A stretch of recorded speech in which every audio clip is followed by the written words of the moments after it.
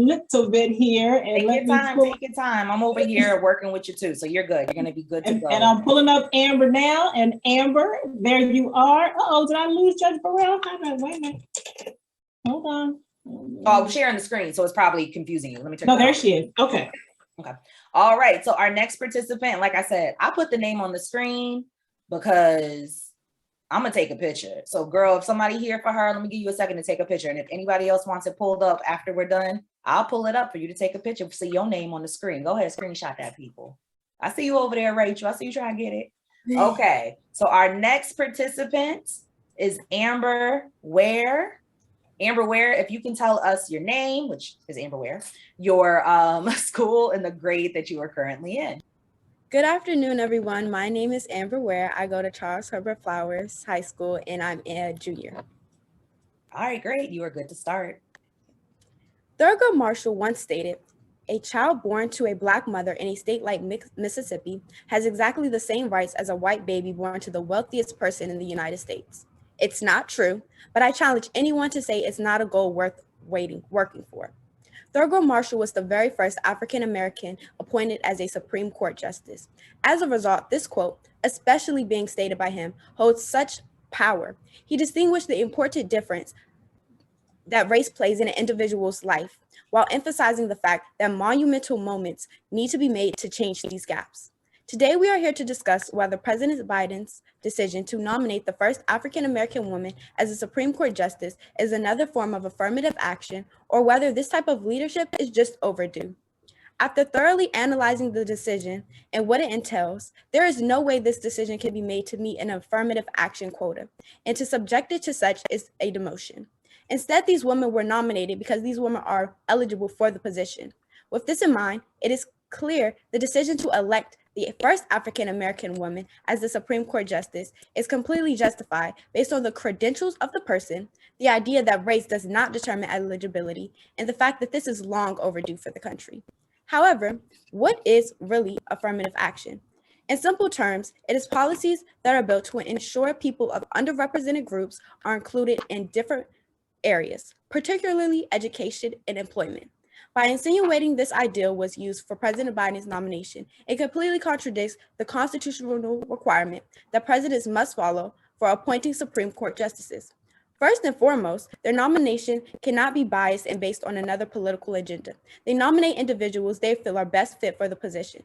In most cases, these individuals' views do align with the president, but it's because they are best fit for the position.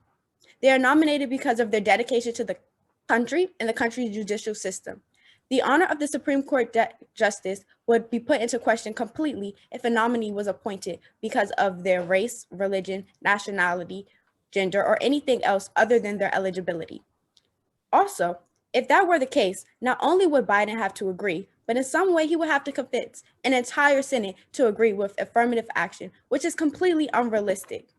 Understanding the requirements of a Supreme Court justice was essential to better understanding the struggle it would be for an individual to be elected for their uncontrollable qualities. Race and gender have never been an indicator that allows a person to truly prevail in the workforce. Instead, history has proven that those are repeated barriers individuals face when they try to promote themselves. It may be argued that affirmative action was created with the intention to allow more freeway and opportunity to those that have been held back. However, with a position that holds so much power, affirmative action cannot truly be in place to make this decision. Instead, the individual had worked hard for their position and opportunity to accept the vacancy. This is not a job that can be given because these women have a different skin tone. It is a job earned through hard work, repeated dedication to the country, and the will and desire to enact change. As we think about the idea of affirmative action, and the reason that these women were elected, we truly have to face the reality of how wrong of a conclusion that may be. Can a woman who's Black not have the credentials to be a Supreme Court justice? Why is it that when someone is underrepresented, finally gets the proper recognition, it has to be blamed on a system that was created to give them a little push to the next level? It is completely preposterous that these women could only be elected because of essentially pity. It is time that all these people that are represented, not because they are the color of their skin, but because they need to be represented in the system. And it's time that all these people that are represented, not only from a different usual representation, but because the usual representation is not the only people qualified.